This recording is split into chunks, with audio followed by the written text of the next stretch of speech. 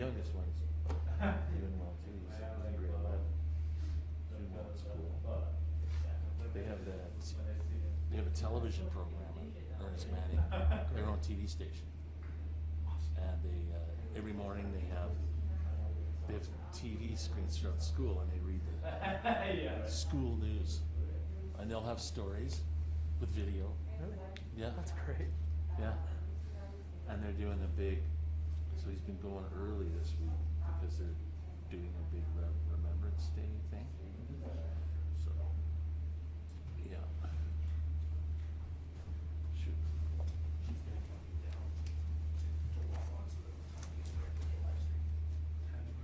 Yeah, I'll count you down. I'll do it. No fingers.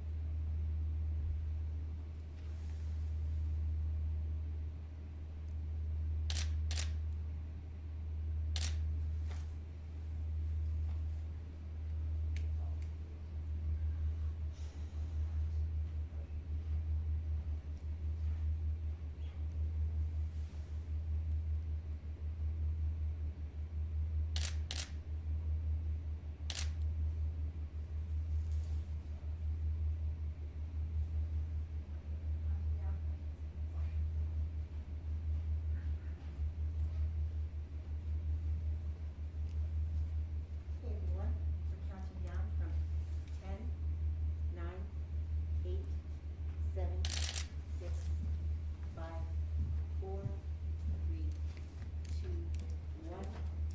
Go live.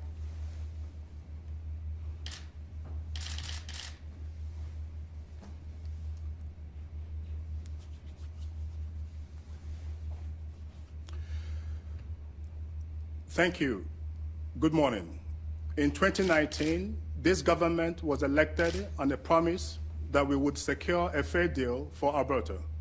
From day one, we got to work, fighting for more autonomy, better representation, and a renewed respect for Alberta's significant contribution to Confederation. These goals were reinforced by the Fair Deal panel, whose 2020 report made several recommendations affecting nearly every ministry within the government of Alberta. My Ministry of Justice and Solicitor General was no exception. The panel recommended the creation of a provincial police service to replace the RCMP in Alberta. I was not surprised to see this recommendation. Indeed, it was right in line with what I heard over and over again this summer at the town hall sessions I conducted in rural communities across Alberta. From High Level to Carlston and Vermilion to Barrhead, I crisscrossed the province this summer, listening to Albertans on my rural crime tour. Let me be clear, Albertans have great respect for the hard-working frontline RCMP members who put on the uniform every day to keep our communities safe. The enormous frustration many Albertans have is with the RCMP's bureaucracy, the staffing levels in rural detachments, the transfer in and transfer out of experienced officers, and the fact that our provincial police is ultimately controlled by Ottawa. Surely, they told me over and over, there has to be a better way to police the province. A made-in-Alberta solution that could be both more efficient, cost-effective, and more responsive to the challenges of policing in rural communities and the particular needs of their residents. But there are many questions around the idea of Alberta establishing its own provincial police. How would such a police service be organized? How long will it take to make the transition? And how much will such an undertaking cost? Today, we have before us the results of the PricewaterhouseCoopers independent study into this matter. Thanks to their hard work over the past year, we now have a much clearer picture of the operational requirement, process, steps, and potential cost of creating our own provincial police service. And while the challenges are not insignificant, we believe that a made in Alberta Provincial Police Service is worth serious consideration. In fact, a provincial police service will be able to put more boots on the ground at a total cost equal to or less than the total cost for the RCMP. PwC has proposed innovative and progressive approaches to public safety that could tackle the root causes of crime. By incorporating mental health and social workers into the provincial police to address addictions and mental health calls for service, especially in rural and indigenous communities. The model developed by PwC also addresses a long-standing concern of many communities in Alberta, that they don't have enough say in certain local police priorities and ensuring that the RCMP is meeting the needs of their community. PwC is proposing the establishment of local police commissions that will make the provincial police service more accountable to Albertans in their communities instead of answering to Ottawa or being controlled from Ottawa. These are just a few of the thought-provoking concepts in PwC's proposed policing model. This is a good time for me to emphasize that we are dealing with just that, proposals. Let me be clear, this is not a done deal. Your government has made no decision whatsoever about whether to replace the RCMP with our own provincial police service. Taking such a consequential step requires much more analysis and consultation. We have many discussions ahead of us during which municipalities, First Nations, and Métis communities, law enforcement organizations, victim services groups, and rural crime watch associations will all have their voices heard. There will be detailed consultations with stakeholders. In considering this proposal, my department will travel the province to ensure all municipalities, First Nations, and other relevant stakeholders are consulted. I will also personally meet with stakeholders to hear the important perspectives they have and use their feedback as we give this excellent report the consideration and study it deserves. Albertans will also get a chance to weigh in through a public survey in early 2022 as we welcome their critical feedback. What we hear would help us refine the concepts that PwC has presented and inform our decisions about further study.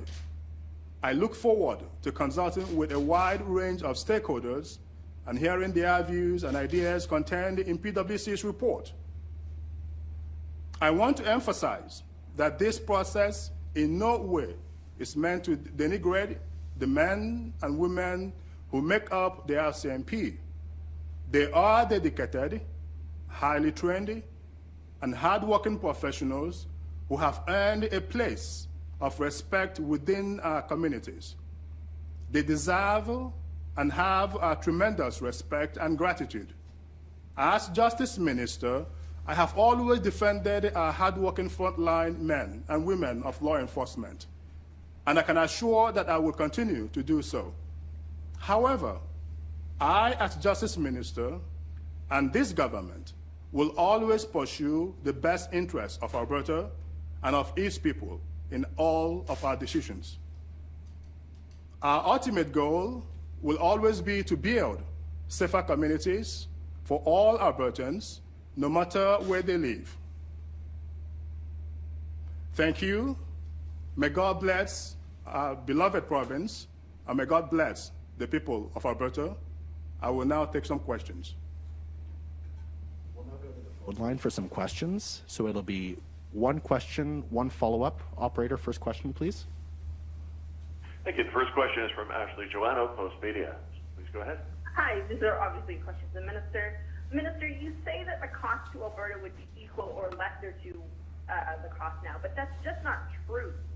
Moving to a provincial police force means that Alberta would lose out on nearly $200 million in federal funding. Why did the report in question not consider how Alberta would make up that $200 million, especially considering the Premier has already promised municipalities that they would not pay more? I have always been clear that if we decide to transition to a provincial police service, that it will not cost municipalities more than they are currently paying. But I think what is going on here is that we must remember that we have to compare apples to apples. All in, if you look at the overall cost that we as a province spend on our CMP and the overall cost it would require us to establish our own provincial police, at the end of the day, I am confident that it would be at the same amount or lower than what we currently spend on our CMP. But let me also add that as a province, we do have a responsibility beyond the monetary implications to defend and pursue our province's best interests. Ontario have done this, Quebec have done this, Newfoundland and Labrador have done this, and I think the time has come for our province to do the same. Follow-up? We're still talking about $200 million that the province would have to make up somehow. Can you tell me how the province would make up that money? Would taxes have to go up? Where would that money come from? No, the taxes will not go up. As I have always said, the province of Ontario, the province of Quebec, and Newfoundland and Labrador have got their own provincial police service. And I think the time has come for the province of Alberta to do the same for the best interest of our province. And at the end of the day, I am confident that the cost for establishing the provincial police service will be lower than the cost that we currently incur for our CMP. Next question. Janet French, CBC. Hi there. Thanks for taking my question. Partial follow-up to Ashley's. You said that the cost of rural policing to municipalities would not go up, but what do you mean the share for municipalities are paying or the actual dollar figures that municipalities would pay? Well, I think right now the municipality, some municipalities pay about 70%, some 90%, and the federal government kicks in about 30% in some or 10% in others. I have been clear that what they contribute right now, obviously other than the normal adjustment that goes with salaries and things like that, there would not be increases to what they currently pay. And I am confident by the time you compare apples to apples, the current cost of RCMP in our communities and what it would cost us to provide the provincial police service in those communities, by all in, based on this report, it is going to be more cost effective. Follow-up? Yeah, I just want to talk about the projected timeline, which is looking at about 6 years. What is the point of no return? Do you really think you're going to be in government 6 years from now to see this through? Janet, at the end of the day, I trust the people of our province to determine their own government. I've always had faith in Albertans to determine our future. Ultimately, whilst I am here, my goal and the oath of office that I took is to pursue what I consider to be in our province's best interest. And that is what I have sought to do from day one. Next question. Sherry Nareen, Wind Speaker. Hi, Minister. Indigenous groups that PwC consulted with for this report said fulsome consultations were required to look at policing Indigenous communities. What will those fulsome consultations look like with you? So, great question. I have been clear from day one that it is important for me, for all of our Indigenous communities and leaders to be fully consulted on what this would mean to their communities. Ultimately, we want to partner with them. We want to collaborate with them to ensure that their communities. And I have directed my department to begin that particular effort. You will see consultation beginning from November up until early next year, and there will be full consultation with our Indigenous partners. Follow-up? Question.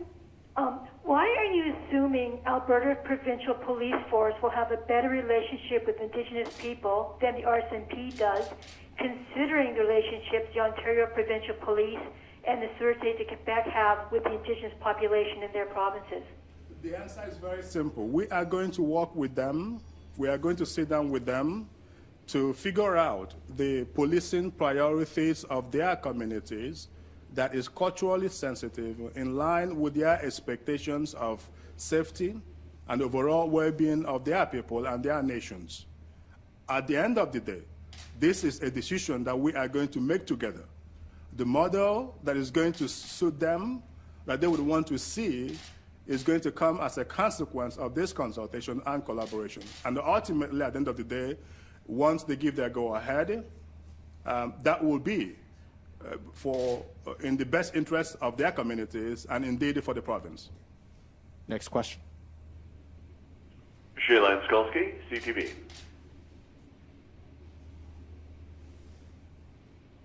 Your line is open.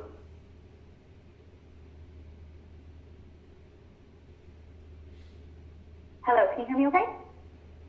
Go ahead, we can. Yes, okay, sorry, Minister, asking something unrelated to what's being announced today in regards to whether or not your department has been involved in any way whatsoever with the Ariella Kimmel lawsuit directed towards the Premier's office. Listen, sexual harassment of any form or type should never be accepted or acceptable in our society. And I can assure that, this is the case in this particular instance. As you know, I am the Justice Minister. This matter is before the court. And it would be inappropriate for me to comment on matters that are before the court. But I can assure that we are taking this matter very seriously, and no society, none of us. I am a father of 2 girls. I will do everything in my power to keep them safe. As a follow-up, I guess, when did you first learn of any of these concerns or rumors of anything happening, and what concerns do you have of incidents of sexual harassment or severe intoxication happening inside the legislature offices? As I said before, I am the Justice Minister. This matter is before the court. It would be inappropriate for me to comment on a matter that is sub judice. Next question. Kelly Kreiderman, Globe Mail. Good morning, Minister. I'm just wondering how you can consider this an apples-to-apples comparison of the finances for a police force when the report from PwC doesn't even address the issue of the federal money that will be lost. Yeah, it is apple to apple in the sense that the PwC report looks at the overall cost of the RCMP right now, the current state in our province, to what it would cost for us to stand up our own provincial police. I understand there are interest in that 30% or 10% that the RCMP, that the federal government contribute to policing in our province. But ultimately, all in, as I said before, when you take a look at the operational structure of the RCMP based in Ottawa and where the depot in Saskatchewan and the fact that ultimately we are going to have the opportunity to set up a depot here for the training, for the recruitment and training of our own provincial police officers.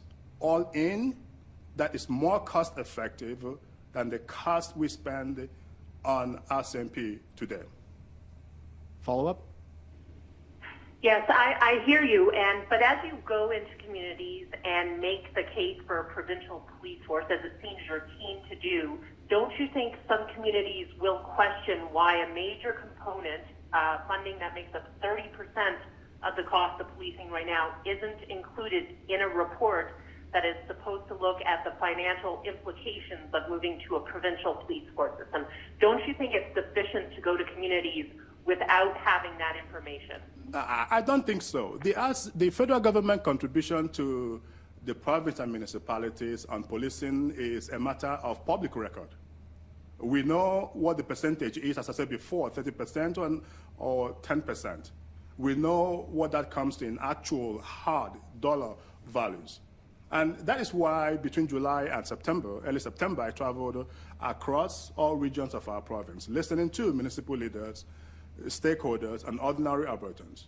And this matter came up, and I respect that. And I have been clear from day one that there would not be an additional cost on their budget as a consequence of making this transition. The provincial government of this province, like that of Ontario, Quebec, Newfoundland, and Labrador, is well suited to deal with matters of that particular nature. We'll now go to our last question. Thank you. Tim Brooks, CTV. Yeah, I just kind of want to go back to what everyone's talking about surrounding that federal subsidy. I mean, I understand you're saying it's going to be more cost effective. You haven't really explained how. So can you kind of walk us through exactly how that missing $170 somehow makes a force that maybe has a discrepancy in $40 million in this report more cost effective? Are you saying this is going to be something long term? And if so, how long will it take before I guess things even out? So if you take a look at the report outlines models and what those models would mean.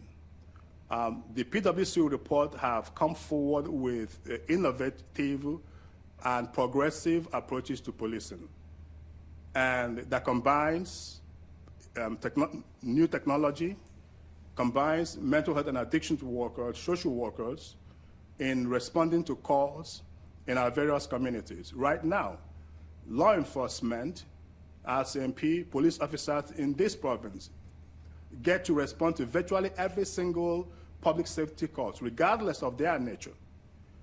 And the current structure do not have an inbuilt process to utilize the skills of those professionals.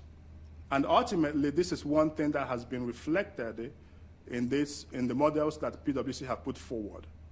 Second, don't forget that just recently, the federal government and the unions negotiated an agreement whereby they will see their salaries increase by 23.7% and back pay going back to 2017. We have to also factor all of that in, plus the humongous cost of administering RCMP that operate right here in Alberta from Ottawa. The cost of training RCMP officers in a different province before being deployed. In this province, we are constantly having to deal with the problem of transfer in, transfer out. All of that have their consequences on our budget and the cost of policing. Again, when you take it all together, all in, I am confident that this is going to be a more cost-effective. But at the end of the day, it's going to take a while. This is going to be, should we decide to proceed, it will be a phase-in approach. And all of those costs will be realized in making sure that the recommendations and the findings of PwC's report remains true. Follow-up? Yeah, you mentioned the new CBA there, and you did mention, I mean, this is a pretty hefty pay raise for some Mounties in the country. How are you going to hire these new positions? How are you going to hire for this provincial police force when salaries may be more competitive outside of province, and when the RCMP is already currently having a difficult time filling vacant positions? You know, at the end of the day, it comes back, for me, it comes back to safer communities. Making sure that law enforcement is ever closer to the people and the communities that they serve. That is what this means for me. Plus, as I said before, Ontario is responsible for their own police service. Quebec does the same. Newfoundland and Labrador have got a mix. And if those provinces can establish their own police service and pay for them, I have no doubt that Alberta is well suited to do the same. Third, we have municipal police services. If municipalities with their own police services can afford to pay, right now, many municipalities pay more to the RCMP. And if they can afford to do so, I am confident that the province of Alberta can afford to pay comparable salaries and wages. But at the end of the day, when you, again, I go back to what I said before, when you put them all in together, it will be more cost effective for this province to establish their own provincial police. But more than anything else, it is important that I make this particular point. As Justice Minister, I took an oath to defend our province's best interests. And ultimately, this is also part of that calculation. Thank you very much.